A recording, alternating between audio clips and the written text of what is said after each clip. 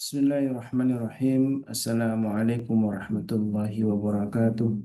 Waalaikumsalam Waalaikumsalam warahmatullahi wabarakatuh. wabarakatuh. Hamdan kasiran tayyiban mubarakan fih kama yanbaghi li jalali wajhikal karim wa 'azimi sultanik.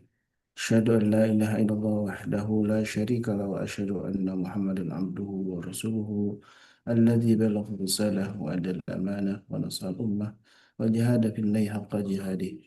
Allahumma salli wa sallim wa karim ala sayyidil anbiya'i wal mursalin nabiyina al-karim Muhammad wa ala alihi wa sahbihi wa man ittaba'ahum bi ihsanin ila yaumiddin amma ba'du. Alhamdulillah wa syukurillah, kita bersyukur atas semua nikmat Allah yang hingga saat ini kita bisa memasuki bulan haram yaitu bulan Rajab. Hari ini adalah tanggal 1 Rajab dan mudah-mudahan Allah Subhanahu wa taala menyampaikan kita kepada Ramadan. Ramadan tinggal 2 bulan lagi. Tentu sebuah waktu yang sangat singkat yang mudah-mudahan kita bisa memanfaatkan sebuah persiapan untuk menuju Ramadan dengan lebih baik lagi. Salawat dan salam tentu senantiasa kita mohon kepada Allah Tabaraka wa Ta'ala untuk tercurah kepada Nabi kita baginda Rasulullah SAW, juga untuk keluarga beliau dan para sahabatnya, dan mudah-mudahan kita termasuk yang mendapat satu kenikmatan bisa mendapatkan syafaat dari beliau. Allah, amin. Dan tentu bisa berjumpa dengan Nabi kita Nabi Muhammad SAW, jadi sebuah kenikmatan agung yang mudah-mudahan kita juga semua para keluarga di Majelis Keluarga Indonesia jemaah yang bukan Allah bisa sama-sama masuk surga bersama keluarga, tentu dengan rahmat Allah Subhanahu wa taala. Dan sebuah kenikmatan kembali berjumpa dalam sebuah kajian ruqyah syariah bersama guru kita Ustaz Hasan Bisri hafizahullah taala. Ya, alhamdulillah kita dibimbing oleh beliau memahami tentang suatu warisan agung dari Nabi kita baginda Rasulullah, yaitu sebuah sunnah ruqyah syariah, sebuah bagian yang bagaimana kita jadikan Al-Quran sebagai syifa, sebagai obat dari sebuah penyakit, dan baik penyakit hati maupun penyakit fisik. Dan salah satu yang sudah dibahas dalam pertemuan sebelumnya yaitu tentang ain, ya. Betapa kita diingatkan dalam sabda Nabi yang mulia, betapa banyak orang yang meninggal sungguh karena ain gitu. Tapi kita banyak yang tidak memahaminya. Dan tentu kita harus mengenal apa itu ain dan bagaimana bahayanya dan bagaimana cara penanggulangannya. Dan alhamdulillah selalu ada solusi dalam agama ini, dan dari Al-Quran dan Sunnah Nabi SAW menjadi sebuah pegangan dari kita semua. Alhamdulillah guru kita juga sudah bersama kita, Ustaz Hasan Bisri, Masya Allah. Bagaimana kabarnya, Ustaz? Sehat? Alhamdulillah, khair. Alhamdulillah, Masya Allah. Dan beliau berkenan untuk mendampingi kita nih di pagi ini, yang sedianya Ustaz Saifullah Abu Bakar, ya, yang mengisi tentang kajian hukum. Kalau Allah beliau sedang sakit, kita doakan mudah-mudahan Allah Subhanahu wa taala segera angkat Syifa. dan juga sembuhkan. Dan alhamdulillah ini kita bersyukur juga nih Ustaz Hasan Besi berkenan dan waktunya kosong nih dia, Masya Allah, ya, alhamdulillah bisa bersama kita melanjutkan sebuah kajian yang memang sangat penting, yang eh, semua orang harus memahaminya, apalagi di keluarga, ya. Karena ain ini al-haq kata Rasulullah, ain itu benar ada, dan bagaimana kita mengatasinya inilah yang paling penting.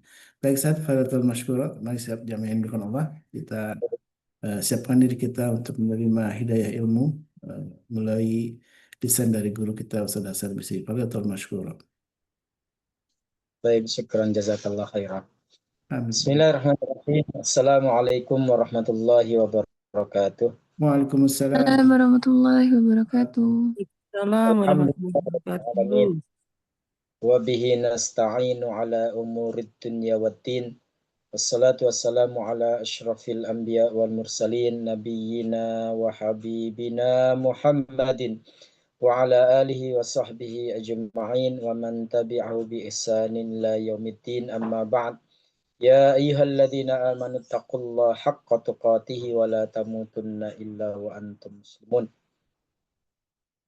Pemirsa Majelis Keluarga Indonesia dan hadirin semuanya yang sudah bergabung di Zoom ini, marilah kita senantiasa bersyukur kepada Allah atas segala nikmat-Nya.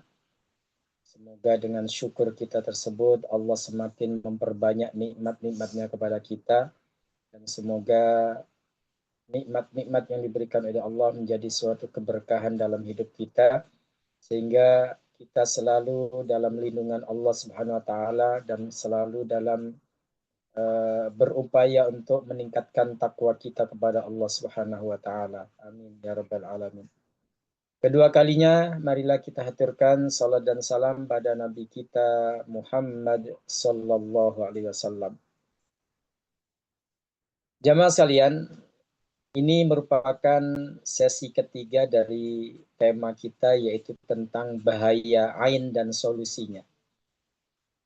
Gangguan ain itu merupakan suatu yang patut untuk kita waspadai.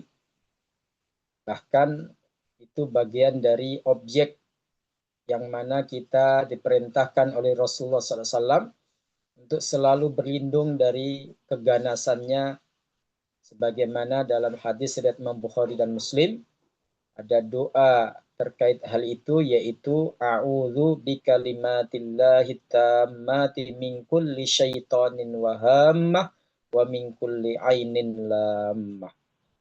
Doa ini tidak hanya untuk anak-anak kita, tapi juga untuk kita orang dewasa, untuk kita orang tua. Dan di pertemuan kali ini kita akan melanjutkan terkait dengan indikasi atau tanda orang yang kena ain. Jadi biasanya hadirin sekalian, orang yang kena ain tidak seperti orang yang kerasukan jin atau setan, suka mengalami kesurupan, berbeda. Jadi di sisi lain ada persamaannya, tapi ada juga perbedaannya. Kemarin sudah kita bahas beberapa poin terkait dengan indikasi orang kena ain. Di antaranya kepalanya suka terasa pusing atau berat, dan kadang-kadang ketika kita cek medis pun nggak ditemukan penyakitnya. Kemudian ada juga yang terkait dengan rona wajah, nampak kusut, nampak pucat, bukan karena kurang darah, karena memang ada gangguan ain yang telah masuk pada dirinya. Atau dia sering berkeringat dingin, merasa ada keringat yang keluar dari dirinya dan terasa dingin keringat itu, dan itu biasanya di sekitar wilayah pinggang. Dan ada juga yang di telapak tangan. Kemudian suka mengalami gangguan yang aneh, yang misterius, yang tidak diketahui apa penyebabnya, dan juga suka menguap atau merasa ngantuk berat meskipun secara durasi tidur sudah cukup, tapi bawaannya pingin tidur aja. Suka rewel kalau anak-anak, suka nangis, nggak jelas apa sebabnya. Jadi ini yang membuat kedua orang tua kadang kalau nggak memahami itu suka jengkel sendiri, suka kesel sendiri. Bahkan ada beberapa kasus karena orang tua tidak tahu apa yang menyebabkan anaknya rewel di tengah malam, suka nangis, akhirnya melakukan tindakan-tindakan yang justru membahayakan anak itu sendiri. Ada kasus di daerah Ciracas itu, ada ayah yang memang seharian bekerja, kemudian dia malamnya pengen istirahat, tapi anaknya rewel terus. Tidak bisa diberhentikan tangisannya atau rewelnya tadi. Na'udzubillah min dzalik. Akhirnya dia mengambil bantal kemudian membekap anaknya itu supaya tidak nangis. Akhirnya tidak nangis selamanya karena anak itu meninggal. Ini pernah terjadi seperti itu. Kemudian juga bisa mempengaruhi selera makan anak tersebut. Jadi sehingga dia walaupun kita sudah siapkan menu yang enak, tapi anak itu untuk makannya itu susah. Akhirnya apa? Badannya jadi kurus kering. Jadi ini mempengaruhi fisik atau jasmani dari anak tersebut. Kemudian ada juga yang merasa ketika terkena ain itu telapak tangan dan kakinya terasa lembab dan diiringi dengan suka merasa kesemutan. Ini juga termasuk indikasi, walaupun nggak bisa kita judge, kita pastikan bahwa itu adalah ain. Kemudian suka merasa ketakutan tanpa sesuatu yang secara logika yang bisa membuat orang takut. Kalau ditanya nggak tahu, tapi dia merasa hidupnya itu terancam, merasa keberadaannya itu ada yang ingin menteror ataupun mencelakakannya. Kadang juga pengaruhnya ke emosi. Ada juga orang kena ain itu jadi labil. Dia suka marah nggak jelas, kemudian emosinya suka tersulut dengan mudah. Itu bisa jadi karena pengaruh ain yang ada pada diri orang tersebut.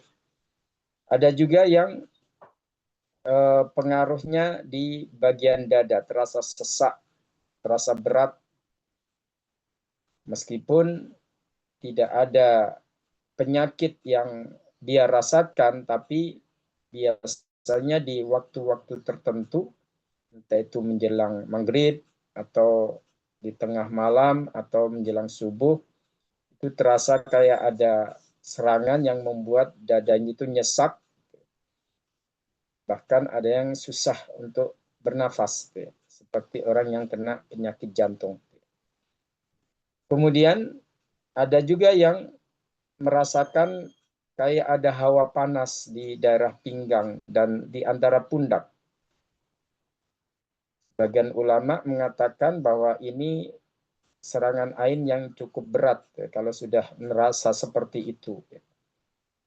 Meskipun kita nggak bisa mengeneralisir bahwa itu indikasi yang dirasakan oleh orang bahwa itu adalah gangguan ain, tapi ada indikasi bahwa apa yang dirasakan itu efek dari gangguan ain yang ada. Kemudian kegelisahan di malam hari.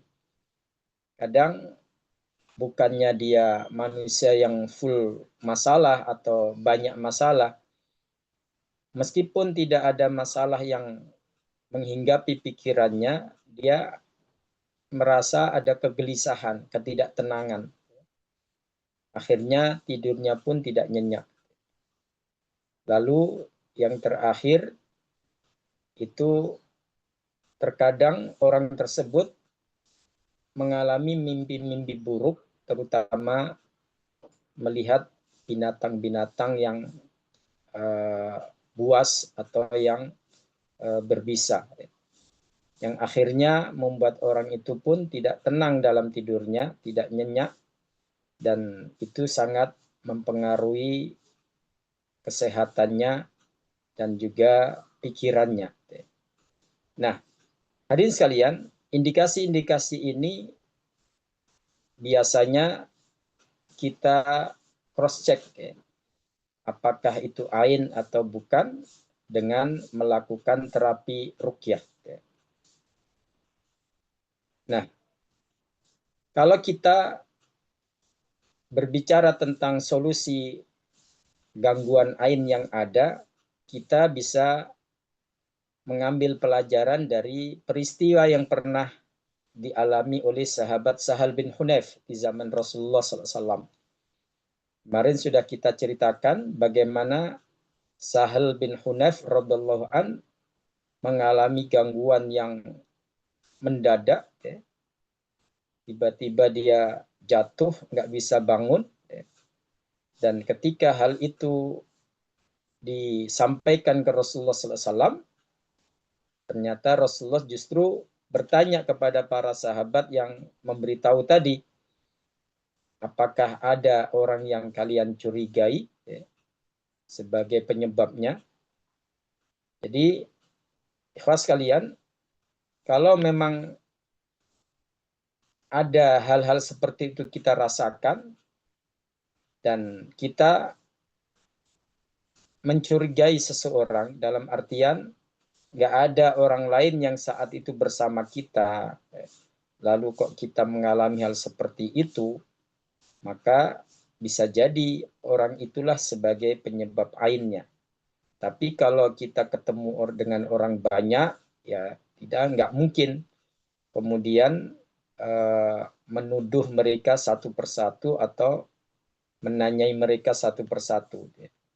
Makanya di sini ketika Rasulullah mendapatkan laporan itu, yang ditanyakan Rasulullah adalah, apakah ada orang yang kalian curigai sebagai penyebabnya?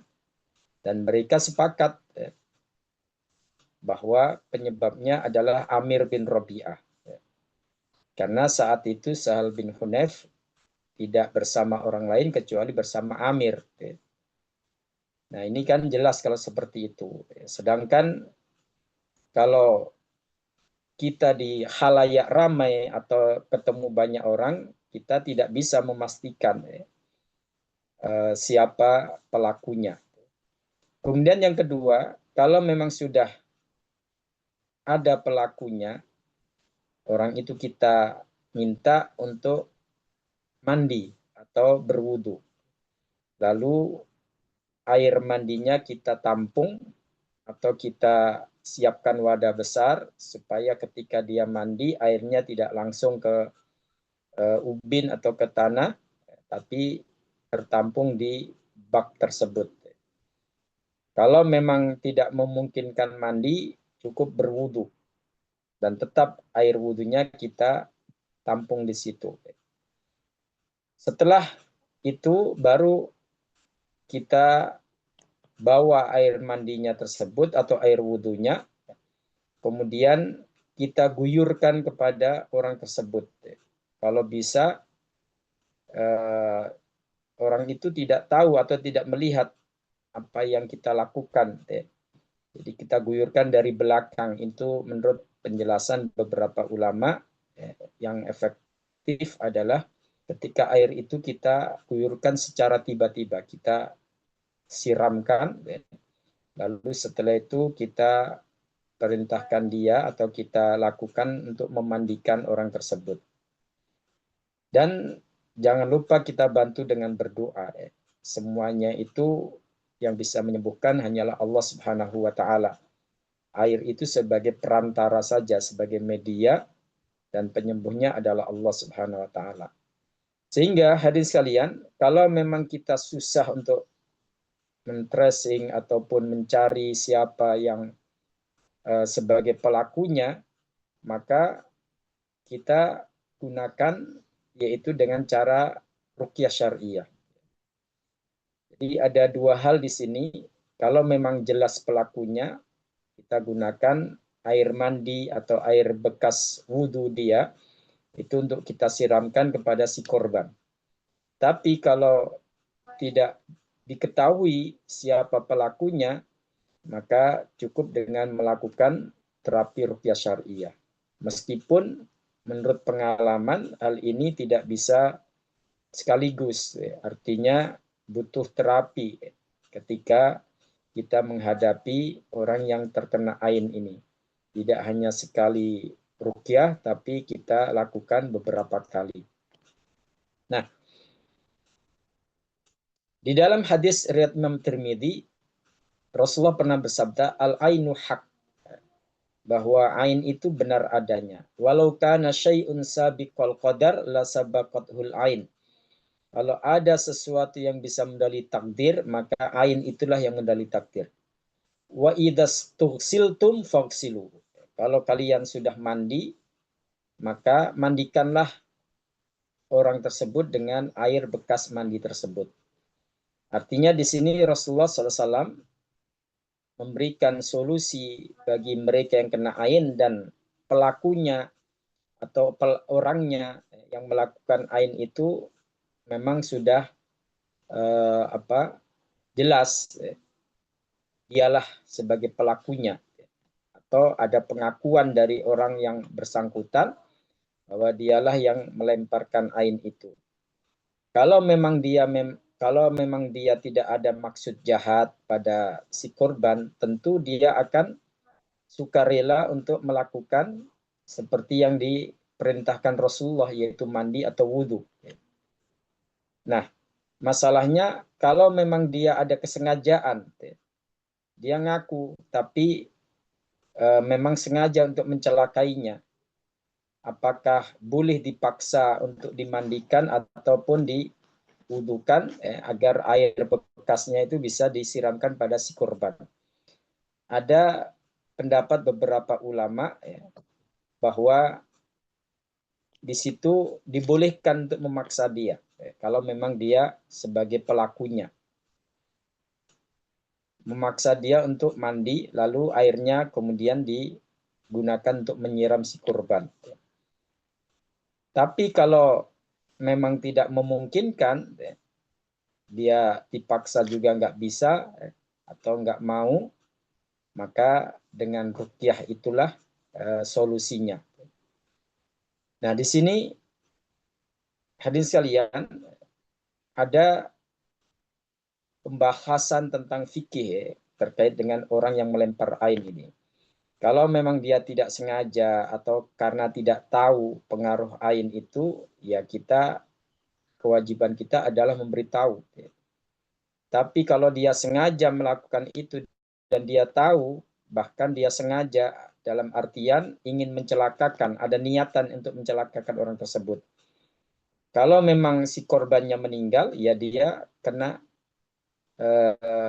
kisos, seperti orang membunuh orang lain. Hanya saja ini melalui dengan serangan ain tadi. Tapi kalau tidak ada kesengajaan, maka itu hukumannya juga seperti orang yang membunuh tanpa ada unsur kesengajaan. Entah itu dimaafkan atau diminta untuk membayar diat atau denda. Itu kalau dalam syariat kita. Nah, hadirin sekalian, di dalam riwayat Imam Hakim dalam kitab Al-Mustadrak itu Rasulullah SAW menegur Amir bin Rabi'ah dengan mengatakan, ala ma yaqtulu ahadukum akhahu. Atas dasar apa seseorang mau membunuh saudaranya sendiri? Ala barokta, kenapa kamu enggak doakan keberkahan untuknya saat kamu mengetahui sesuatu yang mengagumkan dari orang tersebut?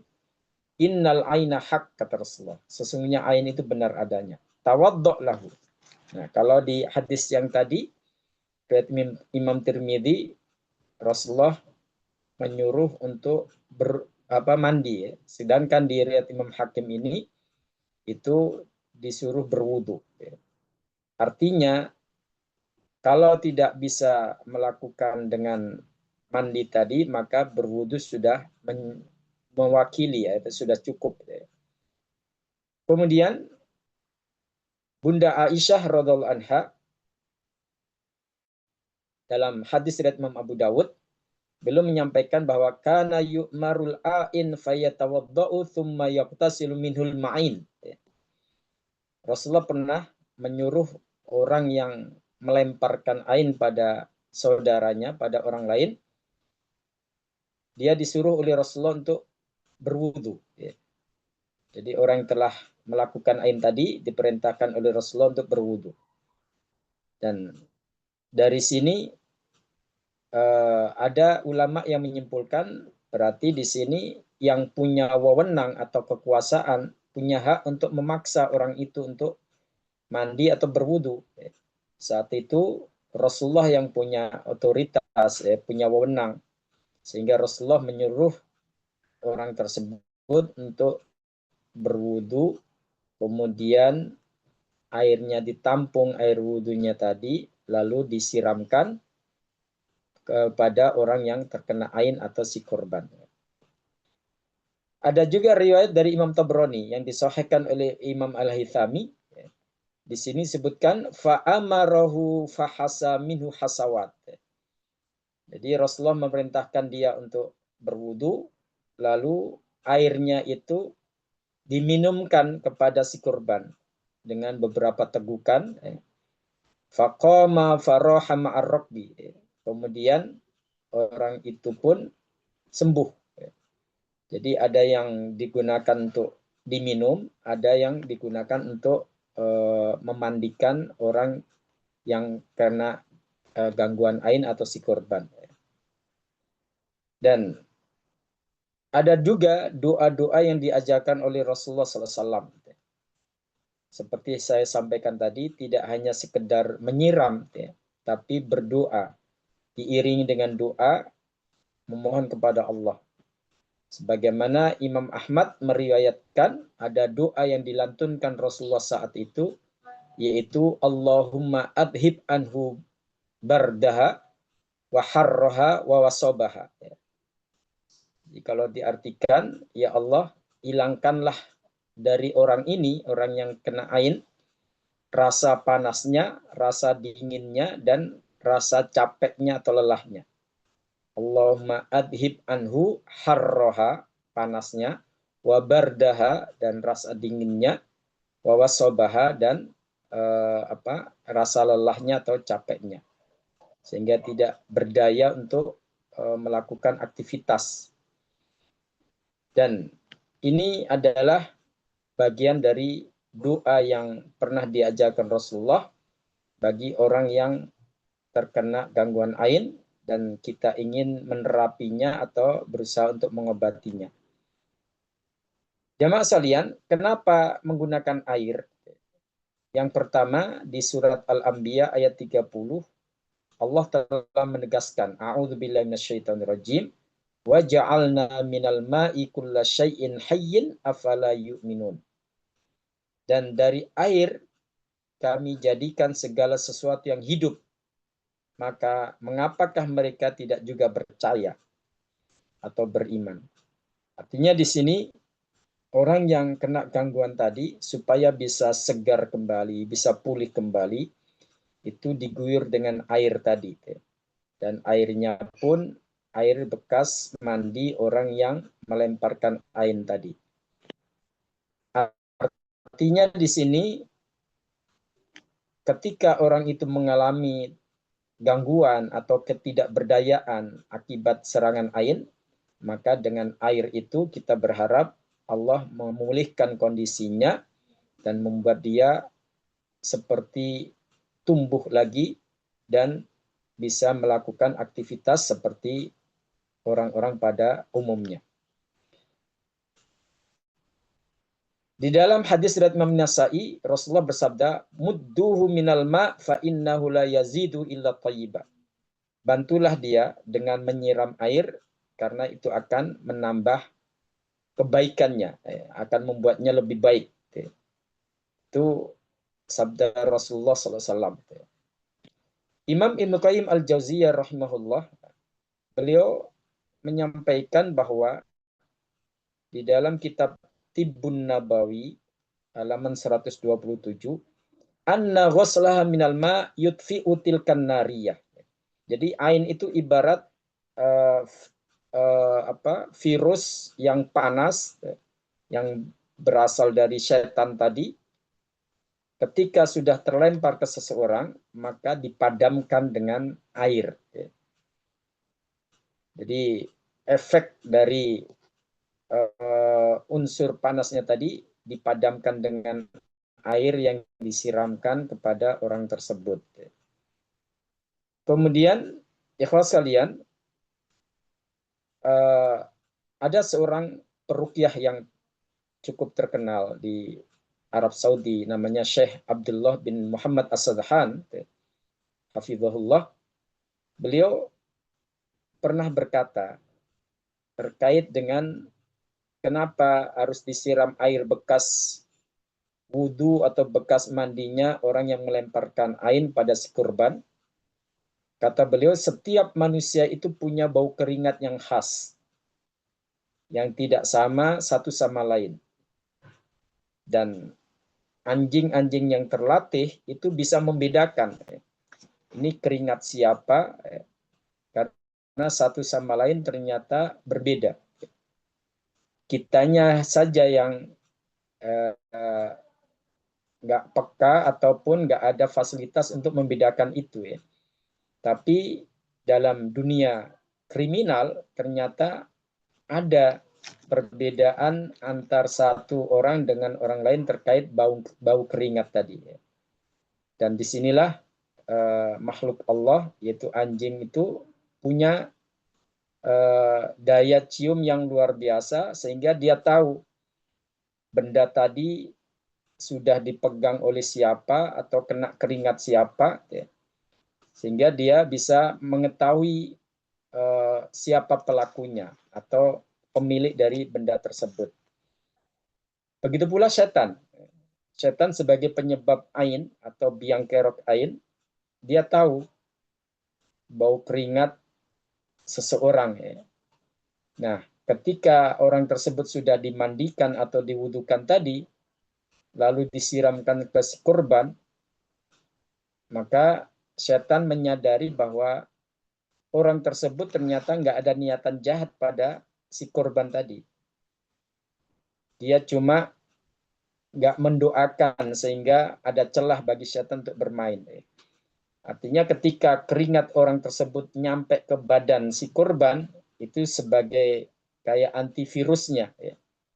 Kalau ibarat lalat, yang satu sayapnya membawa virus, yang satunya membawa obat. Nah, disinilah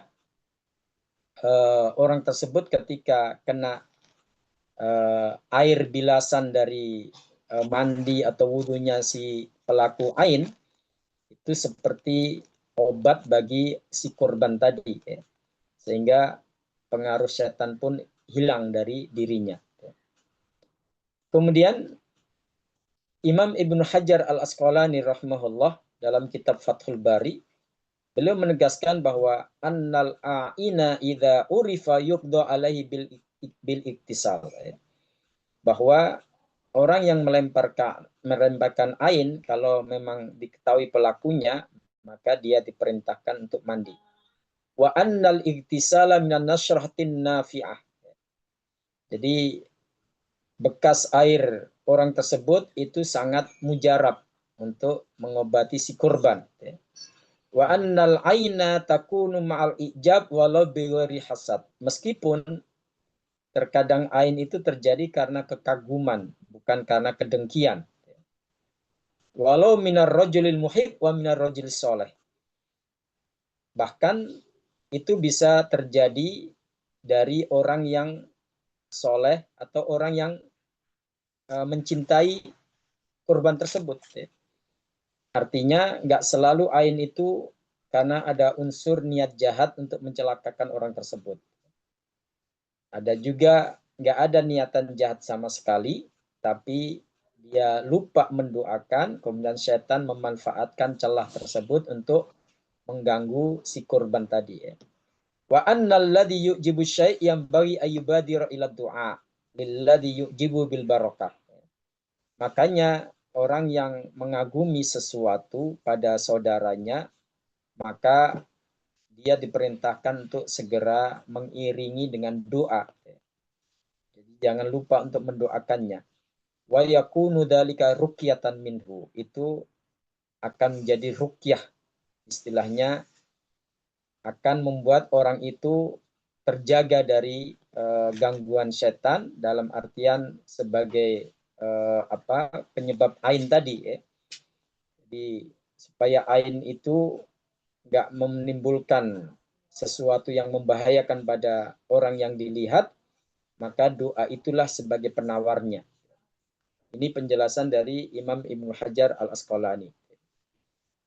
Kemudian beliau juga menyinggung tentang mekanisme pengobatan terkait dengan air bekas mandi tadi atau bekas wudhu tadi. Hadil kaifiyah la yantafi'u biha man ankaraha wala man sakhira minha wala man syakka fiha.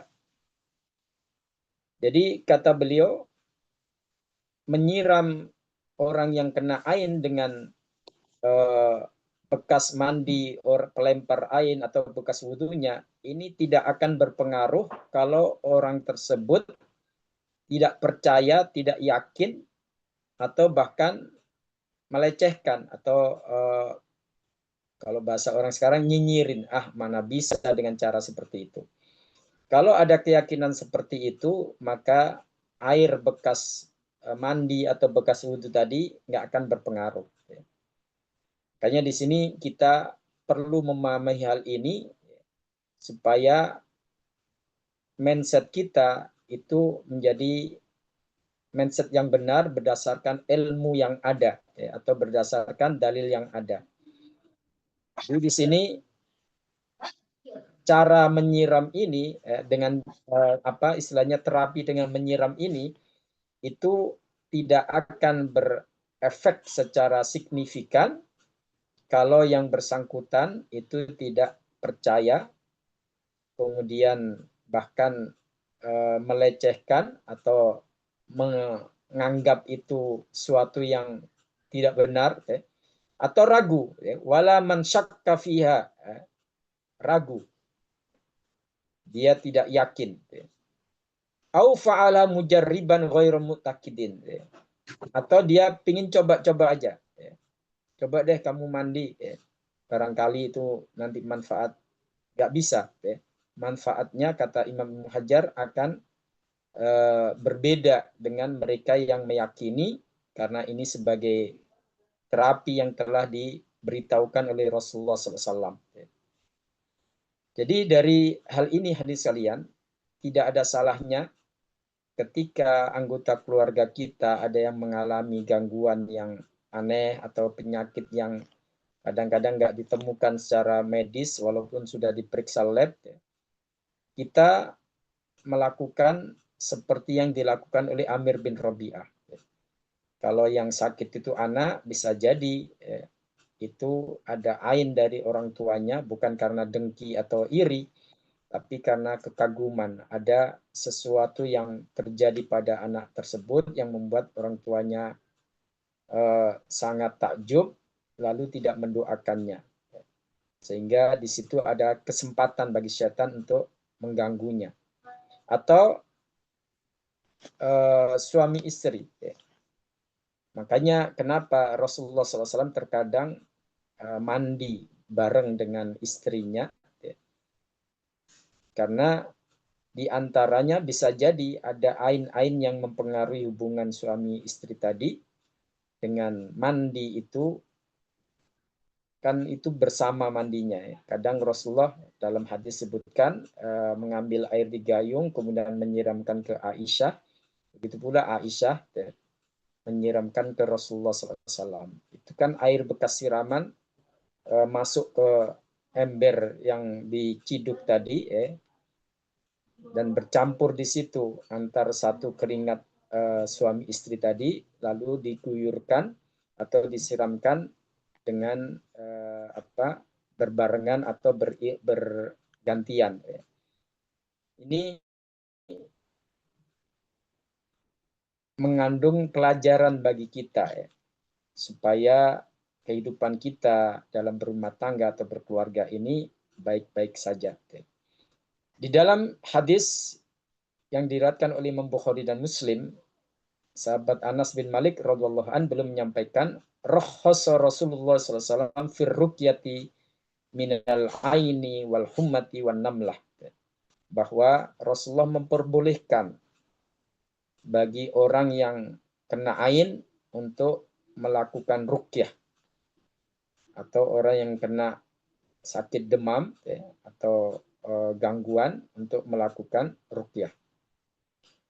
Kemudian di dalam hadis yang lain, sahabat Asma binti Umais radhiyallahu anha, beliau menyampaikan kepada Rasulullah, ya Rasulullah, inna walada Ja'far tusri'u ilaihimul ain.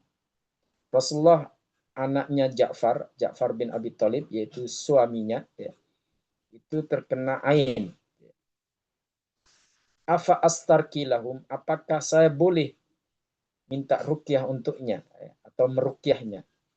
Jadi minta izin ke Rasulullah untuk melakukan ruqyah bagi anak-anak yang kena ain tadi.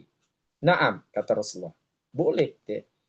Fa innahu law kana syai'un sabiqul qadar la sabaqathul ain. Karena kalau ada sesuatu yang bisa mendahului takdir, maka ain itulah yang mendahului takdir. Artinya di sini Rasulullah SAW secara jelas memerintahkan Asma binti Umais untuk melakukan ruqyah atau mencari peruqyah untuk menerapi anak-anaknya yang kena ain. Di dalam riwayat Imam Ahmad disebutkan Asma binti Umais bertanya, afanarkihim ya Rasulullah, apakah kami harus meruqyah mereka wahai Rasulullah? Rasulullah mengatakan, wa bimada? Kalau bukan dengan ruqyah, dengan apa lagi? Jadi ini Rasulullah menegaskan bahwa kalau memang kita tidak tahu si pelempar ainnya itu siapa, maka dengan ruqyah itulah sebagai cara kita untuk memohon kesembuhan kepada Allah Subhanahu wa taala. Kemudian di dalam riwayat yang lain, Bunda Aisyah radhiyallahu anha pernah mengatakan, karena Rasulullah SAW ya'muruni an astarkiya minal ain. Bahwa Rasulullah pernah menyuruh saya untuk meminta ruqyah karena gangguan ain. Dari sini kita bisa memahami bahwa solusi yang diberikan atau yang direkomendasikan oleh Rasulullah SAW, kalau memang kita tidak tahu siapa pelakunya, yaitu kita lakukan terapi ruqyah syariah. Nah, bagian terakhir dari kajian ini adalah bagaimana supaya kita terprotek, ya, supaya kita terhindar dari gangguan ain. Ini penting. Apalagi di era kita ini, teknologi begitu canggih. Ketika kita ingin bertemu seseorang, nggak harus dengan tatap mata atau secara langsung offline, secara online pun bisa. Dulu ketika kita ingin berkumpul, entah itu untuk pengajian atau untuk rapat atau untuk mengerjakan suatu proyek, kita berkumpul secara offline. Nah, sekarang kadang-kadang kita nggak berkumpul secara jasad, tapi berkumpul dalam suatu room yang disebut dengan media Zoom, ya, seperti yang kita lakukan saat ini. Kita masing-masing berada di rumah masing-masing, ya, atau di tempat masing-masing, tapi kita disatukan dalam satu room ini. Ini merupakan bagian dari interaksi juga. Maka dari itu, karena kita sering interaksi dengan banyak orang, apalagi mereka yang bekerja langsung berhadapan dengan customer, ketemu banyak orang, maka langkah-langkah protektif supaya kita terhindar dari ain, dari orang-orang yang bisa melakukan hal itu sangat penting, ya, sangat penting. Nah, hadirin sekalian, di antara cara atau solusi, ya, untuk supaya kita terhindar dari gangguan ain yang perlu untuk kita ketahui adalah kembali kepada apa yang diajarkan oleh Rasulullah SAW. Jadi jangan sampai justru kita ingin terhindar dari ain, tapi kita melakukan hal-hal yang justru menyimpang. Imam Muslim dalam kitab Sahihnya, beliau meriwayatkan dari sahabat Abi Bashir Al-Ansari radhiyallahu an,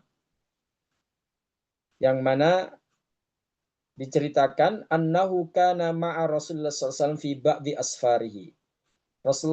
Sahabat Abi Bashir Al-Ansari ini pernah menemani Rasulullah dalam perjalanan safar beliau. Dalam safar beliau mengikuti, ikut bersama rombongan Rasulullah SAW. Fa'arsala Rasulullah SAW rasulan wan nasu fi mabitihim. Nah, saat itu ketika Rasulullah melihat adanya suatu kampung yang dilalui, beliau menyuruh salah seorang sahabatnya untuk memberitahukan kepada para penduduk kampung tadi. La yabqayanna fi raqabati ba'irin kiladatun min watrin au kiladah illa quti'at. Jangan sampai ada jimat-jimat yang tergantung di rumah atau di di tubuh hewan-hewan, kecuali hendaklah dibuang, diputus atau kemudian dibuang. Artinya Rasulullah memberikan arahan pada masyarakat sekitar, janganlah kalian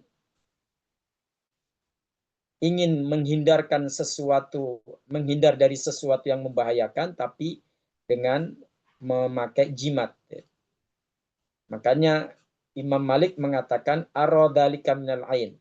Kata Imam Malik, menurut saya itu mereka melakukan hal itu supaya terhindar dari ain. Itu dengan mengalungkan benda-benda yang dianggap punya kekuatan kepada hewan-hewan mereka. Kan kemarin sudah kita sampaikan, ain itu tidak hanya menyerang manusia, tapi juga bisa mengenai kepada hewan, yang akhirnya hewan itu bisa mati. Nah, disinilah Rasulullah mengingatkan kepada penduduk kampung tersebut, jangan sampai salah jalan atau salah cara untuk menghindar dari ain. Nah, apa cara yang benar yang diajarkan oleh Rasulullah kepada kita? Di sini ada doa, sebagaimana yang disampaikan oleh Rasulullah SAW dalam hadis yang diriwayatkan oleh Imam Malik.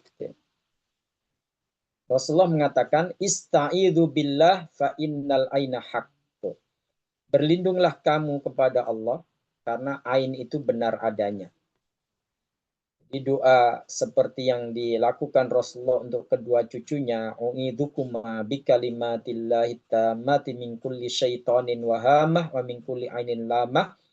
Itu patut kita jadikan sebagai wirid harian kita. Jadi wirid harian kita supaya kita ada perlindungan dari Allah dari hal-hal yang tidak kita inginkan, termasuk dari ain tersebut.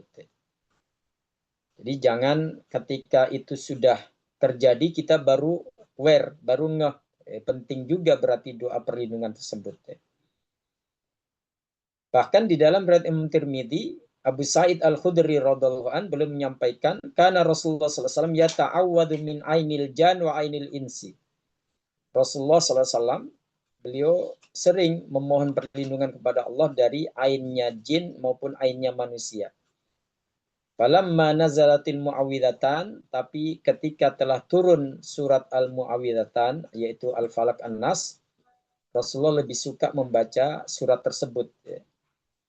Jadi di samping doa perlindungan a'udzu bikalimatillahi tammati min kulli syaitanin wahamah wa min kulli ainin lamah, kita juga bisa merutinkan untuk membaca surat Al-Falaq An-Nas. Dan itu termasuk dua surat yang dianjurkan oleh Rasulullah untuk kita baca setiap habis sholat 5 waktu dan juga habis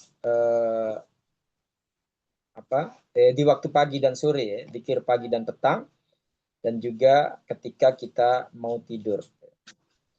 Kemudian hadirin sekalian, ada juga doa yang ada di dalam Al-Quran, yaitu di surat Al-Hasyr ayat 10. Kalau di antara pemirsa MKI ataupun pemirsa di Zoom ini yang belum hafal, tolong dihafalkan doa itu, penting. Surat Al-Hasyr ayat 10 yang bunyinya, Rabbana ighfir lana wa li ikhwanina alladhina sabaquna bil iman wala taj'al fi qulubina ghillal lil ladzina amanu rabbana innaka ra'ufur rahim. Jadi jangan sampai kita menjadi pelaku ain pada saudara kita dan juga sebagai kurban ain dari saudara kita. Kita berdoa kepada Allah, ya Allah, ampunilah dosa-dosa kami dan dosa saudara-saudara kami yang telah beriman kepadamu, baik yang masih hidup maupun yang sudah meninggal. Wala taj'al fi qulubina ghillal lil ladzina amanu. Jangan sampai engkau jadikan di hati kami ada rasa dengki atau ghil pada saudara-saudara kami sesama mukmin. Rabbana innaka ra'ufur rahim. Ya Allah, sesungguhnya engkau maha penyantun lagi maha penyayang. Jadi ini doa supaya kita terhindar dari gangguan ain dan juga supaya kita tidak menjadi penyebab ain bagi saudara-saudara kita. Kemudian yang terakhir hadis kalian yaitu tadi jangan memberikan celah kepada setan, yaitu dengan mendoakan keberkahan bagi saudara kita.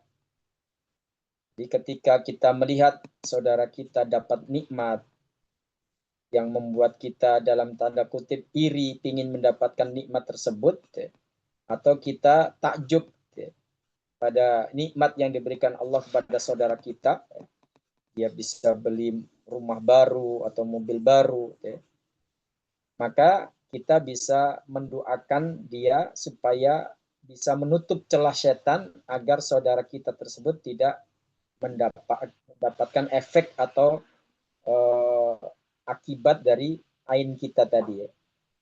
Rasulullah SAW bersabda dalam hadis riwayat Imam Ibnu Majah, "Idza ra'a ahadukum min akhihi ma yujibu falyad'u lahu bil barakah." Jika di antara kalian melihat pada saudaranya sesuatu yang membuatnya takjub, yang membuat kagum, yang membuat dia istilahnya gembira dengan nikmat yang didapatkan oleh orang tersebut, falyad'u lahu bil barakah. Maka berdoalah untuknya supaya diberkahi. Kemudian di dalam riwayat yang lain Rasulullah mengatakan, idza ra'a ahadukum min nafsihi aw malihi aw akhi ma yujibu falyad'u bil barakah. Nah, ini menarik hadirin sekalian. Kalau tadi kan kita melihat orang lain, dan di sini kata Rasulullah, jika di antara kalian melihat ada pada dirinya, hartanya atau saudaranya apa yang membuatnya takjub, maka hendaklah berdoa memohon keberkahan. Jadi terkadang bisa jadi kagumnya kita pada nikmat Allah yang diberikan pada kita yang membuat nikmat itu akhirnya sesuatu yang tidak membawa efek kebaikan. Nah, di sini kita berharap hal itu tidak terjadi. Kita ingin apa yang diberikan Allah pada kita menjadi berkah, apa yang diberikan Allah kepada saudara kita menjadi berkah, maka kita berdoa dengan memohon keberkahan kepada Allah Subhanahu wa taala. Di antara bentuk atau ragam doa keberkahan yang bisa kita lakukan, yang pertama kita bisa berdoa dengan mengucapkan tabarakallahu ahsanul khaliqin. Jadi tabarakallahu ahsanul khaliqin ini artinya maha suci Allah sebaik-baik pencipta. Allahumma barik fih. Jadi bisa kita doakan dengan mengucapkan apa? Allahumma barik fih. Ya Allah, berkailah pada orang tersebut. Atau kita membaca Masya Allahu la quwata illa billah. Masya Allahu la quwata illa billah. Itu ada di surat Al-Kahfi. Jadi ketika kita melihat ada nikmat pada saudara kita, kita mengucapkan Masya Allah la quwata illa billah. Atau kita diberikan nikmat oleh Allah, mendapatkan rezeki nomplok atau undian yang cukup lumayan, atau kita mendapatkan hadiah, maka kita bisa membaca Masya Allahu la quwata illa billah. Agar apa yang kita dapatkan itu menjadi berkah, tidak menjadi bumerang bagi kita. Kemudian yang ketiga, kita bisa membaca doa yang sering kita baca, Barakallahu fiik. Barakallahu fiik atau Barakallahu fiik. Itu maksudnya pada nikmat yang didapatkan orang tersebut. Kalau fiik itu berarti pada orang yang mendapatkan nikmat itu. Dan yang keempat, kita bisa membaca Allahumma barik alaih. Ya Allah berkailah dia. Yang penting ada unsur-unsur mohon keberkahan terhadap apa yang kita lihat, baik itu nikmat pada diri kita ataupun pada orang lain. Dan sebagai penutup, pas kalian, di sini ada riwayat dari dari sahabat Utsman, dari sahabat Utsman bin Affan radhiyallahu an. Beliau mengatakan bahwa anna Utsmana radhiyallahu anhu ra'a sabiyan malihan. Jadi suatu hari, pas kalian, Utsman bin Affan itu melihat anak yang lesung pipitnya itu nampak begitu jelas dan membuat orang banyak yang tertarik dengan anak itu. Lalu Utsman bin Affan radhiyallahu an, beliau berpesan, dassimu nunatahu kaila tusibahul ain. Samarkan lesung pipitnya itu. Di sini maksudnya Utsman bin Affan, ketika kita mendapatkan suatu nikmat dari Allah, baik pada fisik kita atau pada harta kita atau pada saudara kita, nikmat tersebut jangan dipamerkan atau sengaja ditonjolkan untuk menarik perhatian orang lain, karena itu akan rentan kena ain. Nah, saat ini kan banyak para orang tua yang memamerkan kelucuan anaknya, kehebatan anaknya, tanpa dibarengi dengan doa. Wah, itu riskan sekali. Kalau dia kuat doanya, insya Allah ketika ada orang yang melemparkan ain, itu akan terlindungi. Tapi kalau tidak kuat, maka khawatirnya justru akan menjadi bumerang yang bisa membuat petaka pada anak yang dibanggakan tadi atau anak yang dikagumi tadi. Itu sebagai materi kita penutup dari sesi bahaya ain dan solusinya. Jadi sekali lagi jamaah sekalian, ini masalah gaib, kita tidak tahu seperti apa kinerja ain itu sehingga bisa membuat seseorang menjadi sakit atau mengalami suatu hal yang enggak diinginkan. Tapi Rasulullah SAW sudah menjelaskan hal itu sebagai kewaspadaan bagi kita agar kita terhindar dari ain, dan kalaupun itu sudah mengenai kita, kita jangan salah jalan untuk mencari solusinya. Rasulullah sudah memberitahukan solusi yang terbaik. Semoga kita semuanya yang hadir di Zoom ini dan keluarga kita senantiasa dalam lindungan Allah Subhanahu wa taala sehingga kita terhindar dari gangguan ain dan juga gangguan-gangguan lainnya. Terima kasih. Silakan Ahlis. Baik, alhamdulillah, syukur jazakallah khairan guru kita Ustaz Hasan Bisri yang sudah menjelaskan tentang bagaimana ain, dan ini di bagian terakhir bagaimana cara menangani ain ya. Dan wudu mandi menjadi bagian yang juga disyariatkan sebagai terapi, dan juga doa-doa yang tadi sudah disampaikan. Ada doa untuk pengobatannya dan juga ada doa untuk pencegahannya. Mudah-mudahan doa-doa Ya. ini kita hafalkan ya. Saya sudah share juga di surat Al-Hasr di ayat 10 ya. Itu sebuah doa yang kita agar terhindar dari bahaya ain. Silakan jamaah, masih ada waktu sekitar 15 menit kita untuk berdiskusi atau bertanya, barangkali ada yang ingin ditanyakan berkait dengan pengalaman di keluarganya tentunya. Dan tadi ada hal yang juga mungkin penting juga dipahami sebagai pencegahan ya saudara, itu jika pagi petang jangan sampai apa namanya kita alfa untuk tidak membacanya gitu ya, karena itu bagian dari yang disunahkan oleh Rasulullah SAW. Kalau mandi ini pun wudhu ya, mandi bekas air wudhu ataupun air mandi kita, apakah ini bisa dirutinkan sebagai pencegahan, Ustaz? Karena kalau pengobatan jelas ada tuntunannya ya. Misalkan seorang ibu Ya, eh, ini khawatir aja gitu karena ketakutan kena air anaknya, kemudian dari eh, bapaknya, dari ayahnya, kemudian sering bekas wudhunya dimandikan, ini hanya untuk pencegahan itu apakah juga disyariatkan, Ustaz? ya, baik. Terima kasih. Jadi ikhlas kalian, kalau memang nggak ada sesuatu yang membuat kita curiga, ya, ada indikasi ain, tidak perlu. Ya. Hmm. Cukup kita berdoa aja ya.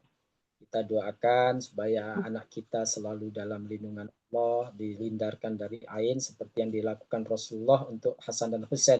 Ya. Wa'idukuma bikalimatillahi tammati min kulli syaitanin wahamah wa min kulli ainin lama. Itu sebagai doa proteksinya. Kalaupun ada sesuatu yang membuat kita curiga, jangan-jangan ini kena ain, ya. Nah, di situ baru kita melakukan hal itu, karena kita nggak tahu ya, bisa jadi hal yang gaib itu sudah mengganggu anak kita tersebut sehingga perlu langkah solusi, ya, bukan proteksi. Kalau proteksi cukup dengan doa tadi. Allah alam. Saya pernah ada satu penjelasan dari seorang peruqyah tadi ya. Kalau kita sudah mencurigai seseorang itu yang melemparkan air, tapi kita tidak mungkin untuk meminta bekas air wudhunya dengan air apa mandinya gitu ya, karena faktor jarak ataupun mungkin faktor yang tadi kalaupun itu ain hasad itu kan tidak mungkin kita memintanya gitu. Apakah saya pernah diajarin jadi caranya dengan menyiapkan air dalam apa ember, kemudian tangan dicelupkan gitu ke air itu, kemudian sambil tadi baca-baca ayat Turkiya, kemudian membayangkan orang yang dicurigai itu, apakah tajribah ini kayak seperti itu boleh, Ustaz? Bisa jadi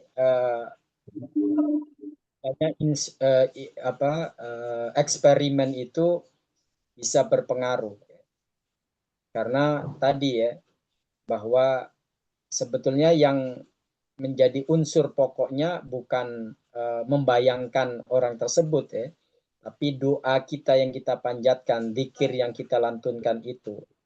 Adapun kalau hanya sebatas kecurigaan itu kan memang belum kuat ya. Bisa jadi dia nih. Ya.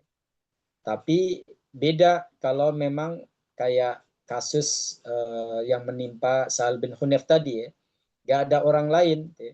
Sehingga kecurigaan itu sangat kuat sekali ya, dialah pelakunya. Nah, baru kita berusaha untuk minta supaya dia bisa mandi atau berwudu, lalu kita tampung airnya, kemudian kita siramkan pada si korban. Tapi kalau nggak memungkinkan hal itu, oh dia nggak bisa tidak apa istilahnya menghindar dan sebagainya, maka rukyah itulah solusinya. Jadi dalam hal itu mekanisme pelaksanaannya bisa jadi ya, saat kita membaca dzikir tadi sambil membayangkan sosok orang yang dicurigai mengenakan ain tadi ya. Jadi di sini bukan istilahnya kita melakukan coba-coba ya, tapi karena memang sudah diketahui pelakunya si ini, tapi nggak memungkinkan untuk minta air mandinya atau air wudhunya, maka kita bisa berdoa kepada Allah, ya, melakukan ruqyah dengan berzikir, lalu air yang kita sudah bacakan doa ruqyah tadi kita siramkan kepada orang yang terkena ain itu. Wallahu a'lam. Silakan ya, Mak. Masih ada yang ingin bertanya? Ini tema penting yang bagi keluarga tentu harus memahami ya bagaimana terapinya. Dan seringkali kita ini kan kelepasan saja ketika anak lucu sekali kemudian tanpa tadi membaca keberkahan gitu ya. Allahumma barik fi gitu. Allahumma barakallahu fi atau apa ya yang mungkin yang sudah diajarkan oleh Rasulullah SAW, kita kemudian terlontar suatu pujian-pujian yang luar biasa terhadap anak. Ini bahaya sekali saja ya. Bisa tadi apa namanya menyebabkan terjadinya ain. Ya, walaupun nggak otomatis ya. Kalau setiap orang yang melihat kemudian ain itu mengenai orang tersebut, wah nggak ada yang selamat di dunia ini ya. Karena interaksi kita dengan orang kan suatu yang sudah kita lakukan berkali-kali dalam sehari gitu ya. Artinya kita jangan kemudian paranoid, kita kemudian istilahnya apa? Was-was ya. Wah, jangan-jangan kalau saya keluar nanti kena ain. Saya kalau ini ya jangan ya. Bagaimanapun niat mereka untuk mencelakakan kita baik melalui ain atau yang lainnya itu tidak akan terjadi kalau Allah tidak mengizinkan.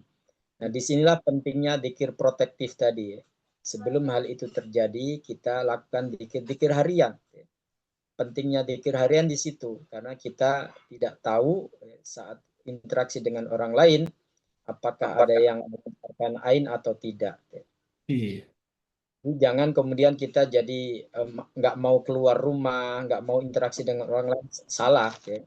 Rasulullah pada zamannya, beliau justru melaksanakan tugas dengan seksama, ya interaksi dengan banyak orang, tapi dzikirnya jalan. Ya.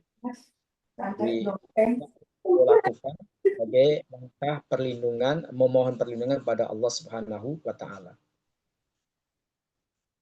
Dan saya pernah ada juga ya, saya menyaksikan orang yang melakukan terapi ain itu dengan bukan terapi, mungkin tajribat juga ya, eksperimen juga. Jadi dia mencurigai seseorang kemudian salaman dengan orang itu. Jadi dia kayak sidik jarinya pengen dapat apa namanya bekas dari tubuhnya gitu dengan saat salaman, kemudian tangan kita yang pas salaman itu dimasukin ke air itu eh, sama juga saja ya. Ya, Dibolehkan bisa, dengan bisa. tidak melanggar syariat itu. Artinya opsi-opsi yang lain kalau memang tidak memungkinkan secara langsung itu bisa dilakukan seperti itu. Bahkan ada peruqyah yang ketika orang yang kita curigai itu ke rumah misalnya, kemudian kita suguhin dengan minuman pakai gelas, lalu dia ambil gelasnya, kemudian setelah itu ketika dia pergi gelasnya kita cuci, lalu kita bacakan ayat-ayat ruqyah, lalu kita gunakan untuk menerapi orang yang kena tadi. Itu ya percobaan, artinya alternatif kalau memang yang utama tidak bisa kita lakukan. Baik. Silakan masih adakah yang ingin bertanya tentang bagaimana tadi menghadapi ain plus ya, zikir pagi petang sebagai proteksi dan tadi sebagai pengobatan kuratifnya ada dengan air, bekas wudhu dan juga bekas mandi kita orang yang dicurigai gitu. Dan ain ternyata tidak hanya karena hasad saja, karena kecintaan yang berlebihan, kesukaan Iya, yang berlebihan itu yang sering kali terjadi di antara kita di keluarga, terutama ketika anak-anak kita yang lucu gitu ya, yang begitu menggemaskan, terus kita mengagumnya tanpa membaca satu tadi ayat la haula wala quwata apa namanya la haula wala quwata illa billah ya, atau masya Allah atau barakallah, atau juga tadi ya yang disebutkan beberapa cara yang sudah disebutkan dalam sabda Nabi yang mulia. Baik, kalau tidak ada, alhamdulillah syukurlah, jazakallah khairan Saudara Sambisri yang sudah memberikan banyak penjelasan tentang bagaimana Ain ini selama sudah 3 episode sudah ini berarti tuntas ya, insya Allah ya, iya, tentang bagaimana menangani Ain dan bagaimana bahayanya sudah dijelaskan. Silakan yang tidak mengikuti dari awal untuk membuka link YouTube-nya di Majelis Keluarga Indonesia. Ada penjelasan dari Ustaz Hasan Bisri dari episode pertama sampai yang ketiga ini. Dan mudah-mudahan Allah membukakan pemahaman kita tentang bagaimana ain dan bahayanya dan bisa mempraktekkan dalam kehidupan kita. Jangan sampai kita menjadi korban ain. Dan ini jelas sekali bahwa Rasulullah pernah bersabda tentang betapa banyak orang yang meninggal itu karena ain ya. Bukan karena, iya, ya itu memang takdir Allah, tapi itulah mungkin sebuah ibarat aja saja, kalau ada yang iya, mendahului takdir itu yaitu ain itu yang mendahului takdir, artinya memang airnya juga takdir, tapi begitu banyaknya akhirnya orang yang meninggal, orang yang sakit justru karena pengaruh buruk dari air. iya. Alhamdulillah. Baik. Ya, sebelum kita tutup, insya Allah karena memang tema ini atau tema terkait dengan ruqyah anak itu perlu untuk kita pahami bersama ya. Insya Allah nanti menjelang Ramadan, yaitu di tanggal 8 Februari, kita adakan workshop ya bagi mereka yang ingin tahu lebih banyak bagaimana lika-liku terkait gangguan jin pada anak termasuk ain ini. Kita akan bahas di workshop tersebut, yaitu tanggal 8 Februari, hari Ahad. Oke. Yang menyelenggarakan ARSI, Ustaz. Ya.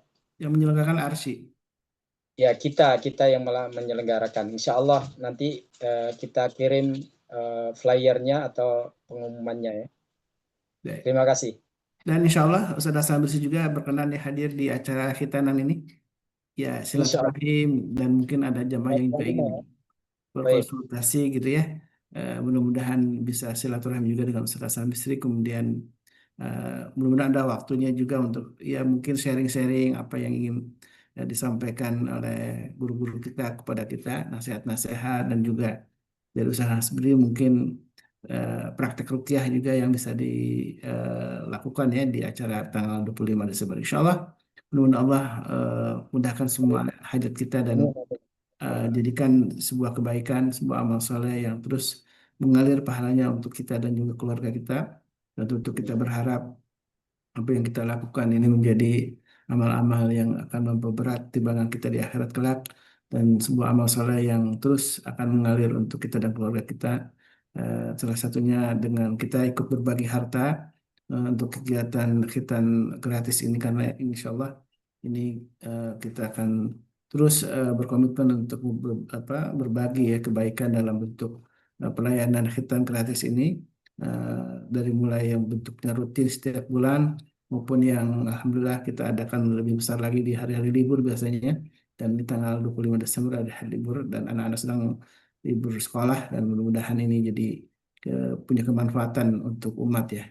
Mohon doanya juga dari jamaah semuanya, mudah-mudahan kita bisa terus istiqamah dalam kebaikan. Mari kita tutup dengan doa kafaratul majlis. Subhanakallahumma wa bihamdika asyhadu an la ilaha illa anta astaghfiruka wa atubu ilaik. Assalamualaikum warahmatullahi wabarakatuh. Waalaikumsalam warahmatullahi wabarakatuh. Jazakallah khairan kasiran, Ustaz. اللهم ارحمنا بالقرآن واجعله لنا إماما ونورا وهدى ورحمة. اللهم ذكرنا منه ما نسينا وعلمنا منه ما جهلنا وارزقنا تلاوته آناء الليل وأطراف النهار واجعله لنا حجة يا رب العالمين.